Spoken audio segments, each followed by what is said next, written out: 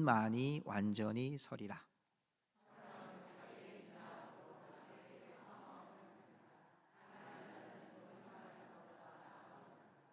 여호와를 경외하는 것은 사람으로 생명에 이르게 하는 것이라. 경외하는 자는 족하게 지내고 재앙을 당하지 아니하느니라.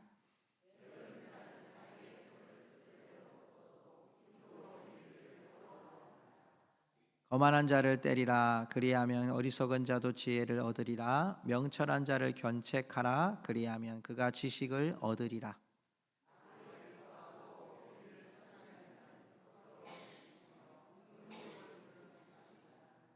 내 아들아, 지식의 말씀에서 떠나게 하는 교훈을 듣지 말지니라.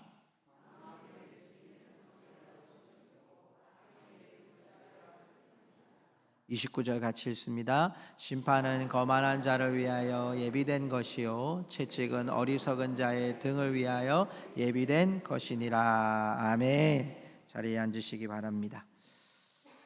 생명을 품고 사는 가정이란 제목으로 5월 세 번째 주일 말씀을 나누려고 합니다. 지난주 수요일에 우리 전교인 야유회가 있었습니다. 원래는 야유회였는데 전교인 체육대회가 되었습니다. 비가 예보되어져서 정말 긴급하게 수정을 했는데 기쁨의 잔치가 되었던 것 같습니다.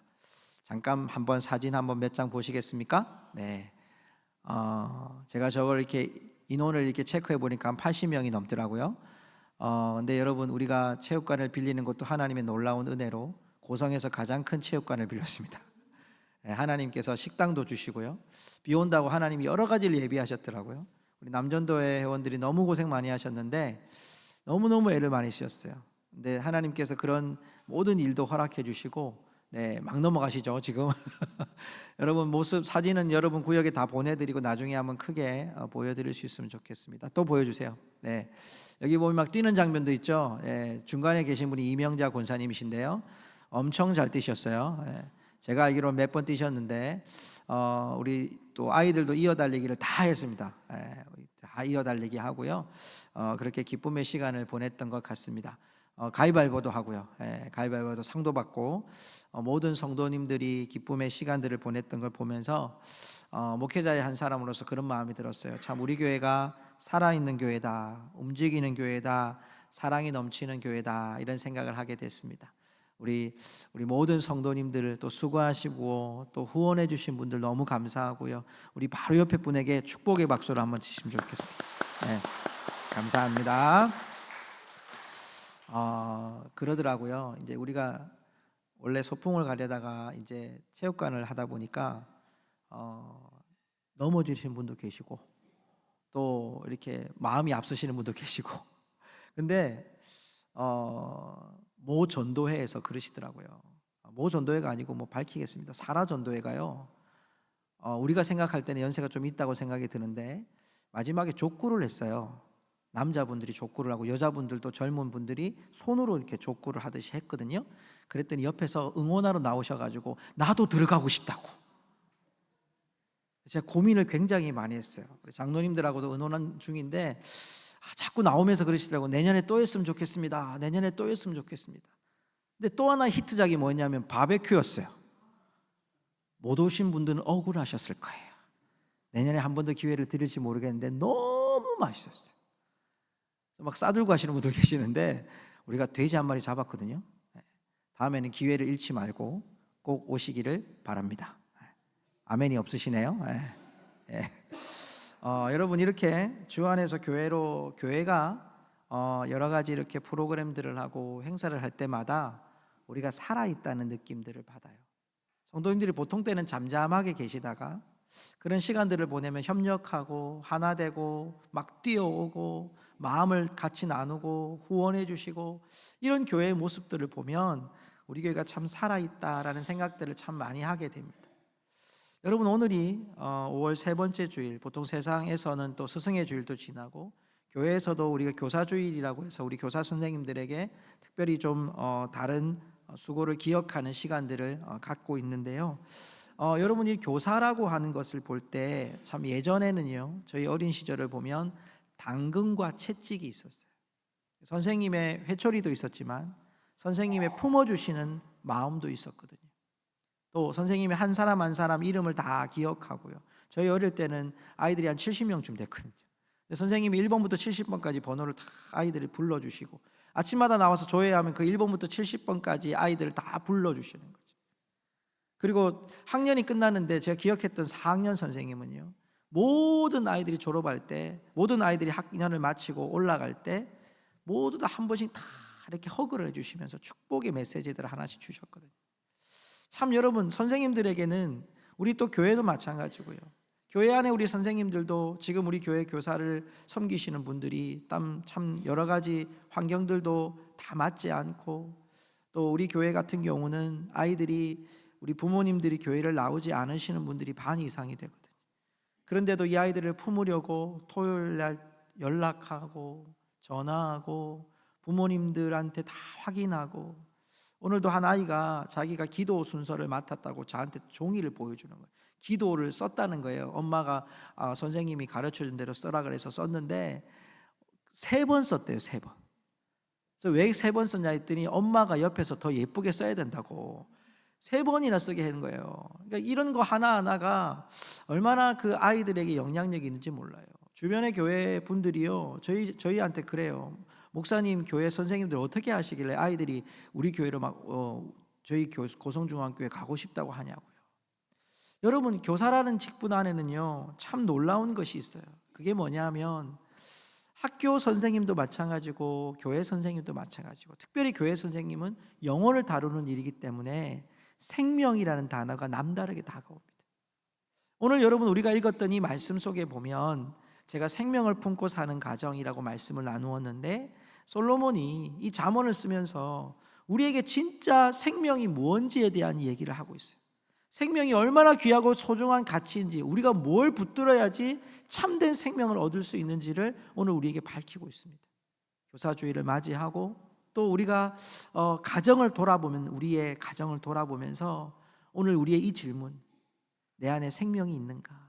생명이 있는 예배, 생명 있는 가정, 생명 있는 우리의 관계들, 또 우리 교사와 아이들의 관계 속에서 그 생명이 있는지를 돌아보면서 하나님의 은혜를 나누는 이 시간 될 수 있기를 주님의 이름으로 축복합니다.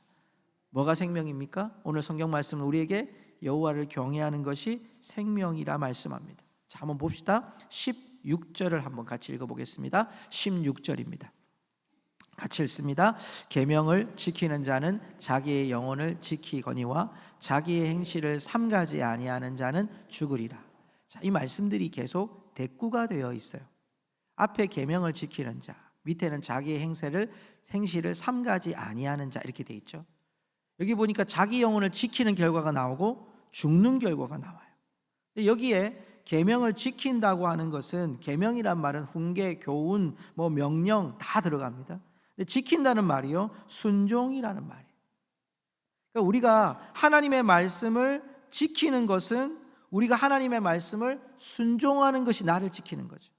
내가 여러분 생명이 있다고 하는 것은 내 삶에서 하나님의 말씀이 지켜지고 있는지를 보라는 거죠. 자, 그와 반대로 자기 행실을 삼가지 아니하는 자는 할 때, 이 행실이라는 말이요, 다른 영어 성경에 보니까, 번역 영어 성경에 보니까 the way라고 돼 있더라고요. 길이라고 돼 있더라고요.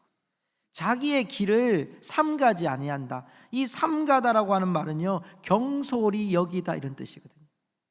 그러니까 자기의 행실을, 자기의 길을 정말 잘 경솔하게 행하는 자들, 하나님 앞에서 말씀을, 공동번역에서는 말씀을 허술히 여기는 사람은, 이런 뜻이거든요. 그러니까 말씀을 분명히 지키는 자와 허술하게 지키는 자, 그 영혼이 사느냐 죽느냐의 차이가 일어난다, 이 말이거든요. 특별히 여기에 죽는다, 죽으리라 라고 하는 말을요, 원어의 성경에서 보니까 스스로 죽는 게 아니고 다른 사람의 타의적인 능력이 훅 들어와서 죽음을 맞이하게 되는 거죠. 이게 여러분, 우리에게 계명을 지키느냐 지키지 않느냐, 하나님의 말씀을 우리가 소홀히 여기느냐 귀중히 여기냐는 내 생명과 연관되어진다는 걸 보여줍니다. 20절도 볼까요? 20절의 말씀에 보면, 20절 말씀에 너는 권고를 들으며 훈계를 받으라, 여기도 나오죠. 권고, 훈계. 그리하면 내가 필경은 지혜롭게 되리라 이렇게 돼 있어요. 여러분 여기에 나오는 권고, 훈계 이 말씀을 메시지 성경에서는 좀 이렇게 표현하고 있더라고요. 유익한 훈계에 귀를 기울이고 질책을 받아들여라. 그것이 지혜롭게 잘 사는 길이다. 잘 사는 길이 어디에 있냐? 훈계와 질책에 있다는 말이에요. 이 말은요, 여기에 나오는 훈계와 질책은 야단을 치기 위한 의도가 있는 게 아니에요. 여기 나오는 훈계와 질책의 의도는 훈련의 과정 속에서 있는 겁니다. 여러분 마치 군대를 가면요, 많이 소문도 많이 들으셨죠. 남자들이 군대를 가면 지금은 굉장히 인권적으로 좋아졌습니다. 그런데 예전에 저도 제가 갔을 때도 그랬습니다. 운동장에서 이제 어머님 아버지들이 다 나와가지고 이제 뭐 가라고 빠이빠이하고 그러면 이제 앞에 있는 그 조교들이 자 이제 모이겠습니다 막 존댓말을 막 해줘요. 그래가지고 저희 같은 경우는 제가 해군이었으니까 진해인데요. 갑자기 이제 뒤로 줄줄이 쫙 갑니다. 이렇게 줄줄이 가면 뒤쪽으로 가면요 바다가 쫙 보이는 거기에 이제 연병장처럼 된 곳이 하나 있어요. 실내처럼 위에다가 뭘 하나 딱 올려놓고. 근데 거기를 딱 가는 순간에 첫 번째 마디가 엎드려 버자 이런 거죠. 그러니까 모두 다 갑자기 쫄아가지고 다 엎드려 버치고 있는 거죠. 여러분 거기서 고개 들면 안 돼요. 근데 그때부터 시작이에요. 군인이 되기 위한 훈련이 되기 시작하는 거예요. 모든 훈련에 시간을 맞춰야 되고 줄을 맞춰야 되고 밥 먹는 시간, 잠자는 시간, 제식 훈련, 뭐 태권도, 그다음에 뭐 총검술, 뭐 화생방 훈련, 뭐 여러분 산에 오르는 거, 바다에 떨어지는 훈련, 뭐 이런 훈련을 할 때마다 여러분 그 조교들이 얼마나 많이 질책을 하는지 모릅니다. 야단도 치고 혼도 나고요. 그러면서 막 이 총검술을 할 때는요 반나절 이상을 그렇게 훈련을 시킵니다. 그리고 난 후에 총알 몇 방 쏘기 위해서 반나절 내내 아침부터 계속 점심 먹고 날 때까지 계속 훈련합니다. 그게 여러분 질책이거나 야단치거나 뭐 죽이려거나 멸망시키려는 것이 아니라 훈련하는 거죠. 여기 나오는 단어 훈계와 질책이란 단어, 권고와 훈계라는 단어가 바로 여기 훈련이라는 단어 속에 포함되어 있다는 거죠. 우리가 이 말씀을, 하나님의 말씀을 훈계와 권고와 질책으로 잘 들어야지만 나의 고집과 생각과 틀을 벗어버리고 잘 듣는 경청을 해야만 우리가 하나님 앞에서 온전한 삶을 살아가고 생명 있는 삶이 된다는 거죠.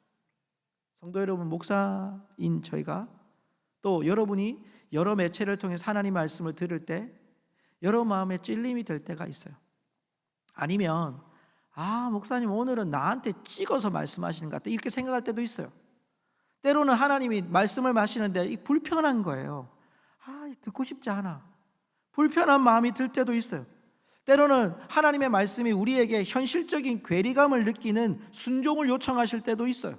안 하고 싶을 때가 있는 거죠. 안 그렇겠습니까? 그런 순간이 우리에게 다가올 때도 있는 거죠. 때로는 내 생각에는, 내 경험에는 내가 잘 살아와 봤을 때는 이대로 살면 안 되는데 하나님이 나에게 요청하실 때 내가 거부감을 일어날 때가 있다는 거죠. 여러분 그럴 때에도 우리가 하나님의 말씀의 훈계와 질책을 들을 수 있는 온전한 마음으로 선한 마음으로 경청할 수 있는 마음이 우리에게 필요하다는 거예요. 왜냐?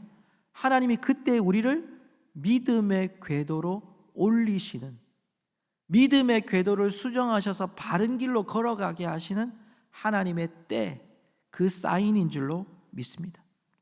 그러기에 우리가 말씀 앞에, 하나님의 지혜 앞에 생명을 찾는 삶을 살아가야 합니다. 23절에도 보십시오. 23절에도 보면 여호와를 경외하는 것은 사람으로 생명에 이르게 하는 것이라고 분명히 모습하고요. 결론적으로 여호와를 경외하는 지혜에 머무는 삶, 이게 우리에게 생명이라고 말씀해요.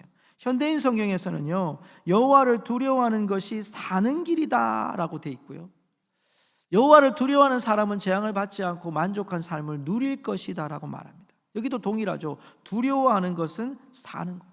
그러면 하나님을 경외하는 것과 하나님을 두려워하는 것이 같다는 말이죠. 그게 우리가 살아갈 유일한 길이고 유일한 만족한 삶이 그곳에서만이 일어날 수 있다. 그러므로 너희들은 말씀을 소중히 여겨라. 때로는 불편함 가운데 그 말씀이 내게 말씀하셔도 순종하기 어려운 불편한 마음이 든다 할지라도 내 경험과 내 생각에는 지금까지 살아온 것이 옳다고 하더라도 하나님의 말씀에 내 생명을 걸으라는 겁니다. 그래서 오늘 결론이 뭐냐? 21절에 이렇게 결론을 맺습니다. 본문의 말씀 21절 우리 같이 한번 읽어볼까요?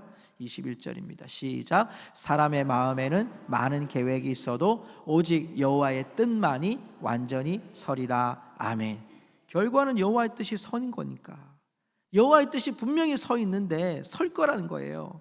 그러므로 나는 계속 궤도를 수정하면서 하나님의 뜻이 때로는 나에게 맞지 않은 순간이 다가와도 그 말씀에 내가 생명이 있음을 믿고 그 길을 걸어가라는 거죠. 사랑하는 성도 여러분, 얼마 전에 스승의 날이라고 어린 꼬마 하나가 저에게 편지를 하나 써서 주었습니다. 그 편지의 내용은 제가 이제 우리가 저희 교회에서 금요일마다 학교에 있는 아이들을 한 2-3시간 정도 돌보는 시간을, 돌봄이라고 하는 시간을 보내고 있어요. 아이들이 한 10명 정도 모여서 이제 그 안에서 여러 가지 프로그램들을 하기도 하고 같이 놀기도 하고 이야기도 해요. 그 아이 그 중에 한 명이 저한테 이렇게 편지를 썼어요. 목사님, 금요일마다 차량 운행을 해주셔서 너무나도 감사합니다. 근데 그 밑에 제가 읽다가 울 뻔했습니다. 목사님, 우리 엄마와 아빠를 위해 기도해 주세요. 우리 엄마와 아빠가 하나님을 믿을 수 있게 해주세요. 여러분, 이 아이의 마음속에 저는 그런 생각이 들었어요. 하나님을 경외하는 것이 우리의 지식과 지혜가 아니라 이 아이에게는 살아있는 삶의 하나님이 옆에 계시는 걸 기억하고 기도를 요청하는 거죠. 하나님이 옆에 계시다는 걸 아니까 우리 엄마도 우리 아빠도 하나님을 믿게 해주세요. 현실이라는 거예요. 막연한 여러분 미래의 얘기가 아니라 지금 살아내야 될 현실의 지혜가 필요한 거고, 지금 살아내야 될 결정의 생명이 필요한 거고, 하나님의 뜻이 필요한 거예요. 여러분, 우리가 작은 TV의 채널을 돌릴 때에도, 유튜브에서 우리가 단어를 클릭할 때에도 우리의 결정 앞에 과연 하나님의 뜻과 생명이 있는 결정을 하고 있는지를 우리는 돌아볼 수 있어야 한다는 거예요. 신앙은 순간이 아니에요, 여러분. 신앙은 순간을 넘어가기 위한, 위기를 극복하기 위한 한순간의 신앙이 아니라 영원히 주님이 오실 그날 우리가 영원한 나라에 들어갈 그 복음과 그 하나님 나라를 바라보는 것이 우리의 신앙이고, 그 영원한 하나님 나라를 위해서 오늘 말씀의 생명을 걸고 살아가는 것이 하나님의 백성들인 줄로 믿습니다. 이게 생명이라는 거예요. 이게 지혜라는 거예요. 신앙을 가졌다, 예수님을 믿었다, 내가 오랫동안 신앙생활을 잘 해왔다, 여기서 여러분 우리가 끝나는 게 아니라 지금도 하나님은 살아계신다. 지금도 우리 안에 예수님이 구원의 소망이시다. 지금도 성령님이 내 안에 거하고 계신다. 여러분, 이 믿음이 우리를 지금도 살려내는 생명의 믿음이 되기를 주의 이름으로 축복합니다. 한 주간 내내 저에게 기도 제목이 그거였어요. 하나님 살아 계시죠? 하나님, 제가 믿음이 있는 믿음으로 메시지를 전하고 있습니까? 믿음으로 내가 성도들을 양육하고 있습니까? 목양하고 있습니까? 시간이 지나면서 때로는 가끔 물음표를 던질 때가 있어요. 하나님, 오늘도 내가 하나님의 능력이 내게 보여지게 하시고 기억되게 하시고 선포되어지게 해주십시오. 여러분, 이것이 지금 우리가 살아가야 될 삶의 순간이라는 거예요. 사랑하는 성도 여러분, 매일매일 이 지혜가 여러분의 생명이 되어서 심장이 뛰듯이 예수의 말씀이 심장이 되어 뛰어갈 수 있기를 주님의 이름으로 축복합니다. 자, 그런데 여러분, 조심해야 될 것이 이 여호와를 경외할 때 우리의 생명을 멈추게 하는 것들이 있어요. 오늘 여러 가지가 있는데 제가 몇 가지만 이야기를 할게요. 첫 번째는 15절에 보니까요, 게으름과 태만이 드러나요. 게으름이 사람으로 깊이 잠들게 하느니 태만한 사람은 줄일 것이니라, 그렇게 돼 있거든요. 자, 여러분, 여기에 게으름이라고 하는 표현은 단순히 잠을 자는 무의식 상태를 말하는 것이 아니고요, 원어적으로 보면 이게 무기력한 삶을 말할 때 게으름이라고 표현하고 있어요. 그러니까 영적인 굶주림을, 내가 지금 하나님을 찾지 않아도 그냥 아무런 반응 없이 살고 있는 것에 대한 게으름인 거예요. 이 게으른 자가요, 오늘 여러분 이 말씀에 보면 게으른 자에 대한 표현이 한 번 더 나오는 것을 이렇게 보게 됩니다. 15절에 게으른 사람으로 깊이 잠들게 한다라고 되어 있고요. 또한 9절에 이렇게 보면 24절에 보면 게으른 자는 자기의 손을 그릇에 넣고서도 입으로 올리기를 괴로워하느니라 라고 되어 있어요. 자, 여기에 나오는, 여기에 입으로 손에 그릇에 손을 넣고도 입으로 올리기를 싫어한다, 이걸 다른 번역 성경에 보니까 무수한 계획을 세운다 할지라도 이루고자 하는 의지조차 없는 사람들, 이걸 말할 때 게으른 사람들. 그 삶이, 이런 사람들의 위험이 뭐냐면 굳어져 버리는 거예요. 신앙도 굳어져 버려요. 불편하지 않게, 편안하게, 이 정도면, 말씀의 자극이 내게 전혀 없고 남들이 볼 때는 교회를 잘 다니고 있는 사람처럼 느껴지는, 그러면서도 영적인 갈급함이 우리에게 없어요. 하나님을 정말 바라보는 하나님에 대한 계획, 하나님에 대한 그런 열망, 이것이 없는데 그것이 굳어진 채로 살아가는 게 우리 삶의 무기력한 삶, 게으른 삶이라고 표현하는 거죠. 이게 우리들에게 생명을 앗아가는 거죠. 굳어져 버리니까 생명이 안 뛰는 거예요. 열망이 안 생기는 거예요. 기도하고자 하는 우리의 삶이, 여러분, 우리의 삶에 여러 가지 상황들이 묶여버리고 목적의식을 잃어버리는 거예요. 또 하나의 모습이 26절에 보니까요, 아비를 구박하고 어미를 쫓아내는 자의 모습이 생명을 앗아가는 거예요. 여기 보면 현대인의 성경에 보면 아비를 구박하고 어미를 쫓아내는 자, 파렴치한 아들이라고 되어 있고요, 메시지 성경에 보니까 부모에게 폭언을 퍼붓는 자는 집안의 수치다라고 되어 있어요. 잠언 30장 17절에는 아비를 조롱하며 어미 순종하기를 싫어하는 자의 눈은, 이렇게 되어 있어요. 레위기 20장 9절에는 만일 누구든지 자기의 아버지나 어머니를 저주하는 자는, 이렇게 되어 있어요. 여기는 특별히 부모에 대한 이야기로 꽉 차 있죠. 부모를 조롱하고 구박하고 험한 말을 하고 저주하는 자들. 이게 여러분 왜 생명을 앗아가는 삶이냐? 여러분, 하나님을 경외하는 삶 속에는 하나님이 우리에게 주신 부모님도 하나님이 우리에게 허락하신 분들인 것을 인정하는 데 있어요. 그게 관계라는 거예요. 여러분, 성도님들 안에 오늘 저와 여러분 여기 앉으셨잖아요. 오늘 우리 교회를 처음 방문한 분도 계시고 오랫동안 우리 교회를 다니신 분들도 계시잖아요.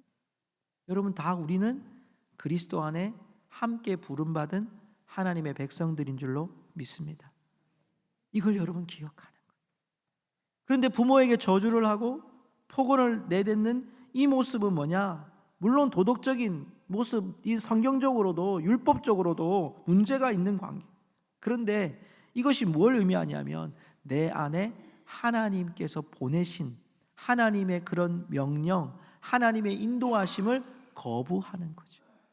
관계 가운데서도 생명이 없는 것은요, 나만 잘 살면 되는 게 아니라 나와 연관되어 있는 사람들을 하나님이 보내셨음을 기억하고 그들을 긍휼히 여기는 자리까지 가는 것이 우리가 해야 될 생명이 있는 자의 삶이라고 요청하는 거예요. 또 하나, 생명을 앗아가는 삶은 27절과 28절에 있어요. 27절에 보니까 이런 구절이 나와요. 내 아들아, 지식의 말씀에서 떠나게 하는 교훈을 듣지 말지니라. 떠나게 하는 교훈, 이 말씀을 우리말 성경으로 보니까 지식의 말씀에서 벗어나게 하는 교훈, 이렇게 돼 있어요. 28절도 볼까요? 28절에 보면 망령된 증인은 정의를 업신여기고 악인의 입은 죄악을 삼키느니라. 뭘 여러분, 죄악을 삼킨다, 정의를 업신여긴다, 이게 우리의 생명을 앗아가는 것. 여기 망령된 증인이라는 말이요, 우리말 성경에 보면 경건하지 못한 증인이라고 되어 있어요. 특별히 망령되다는 말이 히브리어로 벨리야일이라는 뜻인데요, 무가치하다 이런 뜻이에요. 가치가 없다는 거예요. 자, 여러분 이건 뭘 의미합니까? 생명을 떠나게 하는 또 하나의 삶은 뭐냐면 여호와의 말씀 이외의 것들을 우리 안에 여러분 듣고자 하는 거예요. 물론 들어야 돼요. 지식과 세상에 있는 정보들을 듣는 것이 맞아요. 그런데 그것을 우리가 잘 분별하지 못하면 여호와의 말씀을 벗어나게 하는 교훈에 우리가 빠지게 돼요. 여러분 이것이요, 우리의 삶의 형태도 나타나요. 여러분 하나님과의 만남 속에 우리가 멀어지고 있는 삶의 현실들이 있어요. 잘 보세요. 여러분 우리 안에 예배가 멀어지고 있나요? 기도하는 믿음의 삶이 여러분 멀어지고 있습니까? 성도들과의 교제하는 삶이 멀어지고 있습니까? 그 중심에 보면 우리는 그렇게 우리 스스로가 여러분 이해를 시키려고 해요. 내가 사람한테 상처받았기 때문에, 사람한테 실족했기 때문에, 교회가 맞지 않기 때문에, 나는 지금 형편이 좋지 않기 때문에 이렇게 합리화하지만 여러분 혹시 그 중심에 하나님의 소리가 아니라 사람의 소리가 우리 가운데 거하여서 하나님과의 관계를 멀리하고 있는 것은 아닌가? 여러분 이것이 우리 안에서 생명을 잃어버린 삶의 모습인 거예요. 사랑하는 성도 여러분, 우리는 예수 그리스도의 생명을 받은 하나님의 백성들인 줄로 믿습니다. 생명을 받았지만요, 우리 삶은 늘 우여곡절들이 있을 수밖에 없어요. 여러분 오늘이 우리 교회의 절기 중에 또 하나의 절기라는 거 혹시 아십니까? 오늘이 여러분 성령 강림절이라고 합니다. 부활하시고 난 후에 50일이 지나고 성령 강림절이라 그래서 부활하시고 예수님께서 40일 동안 계셨잖아요. 그리고 승천하시면서 너희들은 이제 성령을 선물로 줄 거니까 성령을 기다리라고 하셨어요. 성령이 임하셨던 그 날을 기억하는 성령 강림절이 오늘이. 성령이 임하시기 전에, 성령의 충만함을 받기 전에 제자들의 삶은 어떠했습니까? 예수님을 만나 3년 동안 열심히 쫓아다녔어요. 그리고 예수님을 배반하고 흩어지고 도망갔다가 부활한 후에 부활하신 예수님을 만나고 그들 마음이 부활하신 예수님 정말 부활하셨구나 깨달았지만 그들이 여러분 완전히 거듭나고 새로워지지 않았어요. 똑같았어요. 물고기 잡으러 가자고 했어요. 예수님이 말씀하셨던 이 말씀을 듣고 성령의 충만함을, 성령의 강림함을 기다렸던 자들은 성령의 은혜를 받고 그들이 정말 온 유대와 사마리아와 땅끝까지 이르러 복음의 증인이 된 줄로 믿습니다. 여러분 우리에게 필요한 것이 무엇입니까? 우리 안에 오늘 제가 처음 드렸던 질문, 생명이 있는가? 오늘 우리는 고민해야 합니다. 하나님, 내가 생명을 얻기 위해서 얼마나 치열하게 내 삶의 현장 속에서 치열하게 살아가시는 성도 여러분, 그 치열한 삶의 현장에서 여러분 생명이, 예수 그리스도의 생명이, 하나님을 경외하는 법이 여러분 안에 중심에 뿌리를 받고 굳굳하게 세워가시고 있습니까? 오늘 우리는 그 말씀 안에서 예수의 심장을 품는 그리스도인이 되시기를 주님의 이름으로 축복합니다. 잊어버리지 마십시오. 떨어뜨리지 마십시오. 예수의 생명이 있는 한 우리에게 소망이 있고요, 예수의 생명이 있는 한, 예수의 심장이 있는 한 우리는 버려지지 않고 항상 주와 함께 동행하는 하나님의 백성이 되는 줄로 믿습니다. 우리 하나님께, 우리 찬양팀 나오시고요, 우리 같이 찬양하면 좋겠습니다. 제가 참 은혜를 사모할 때 늘 부르는 찬양 중에 하나가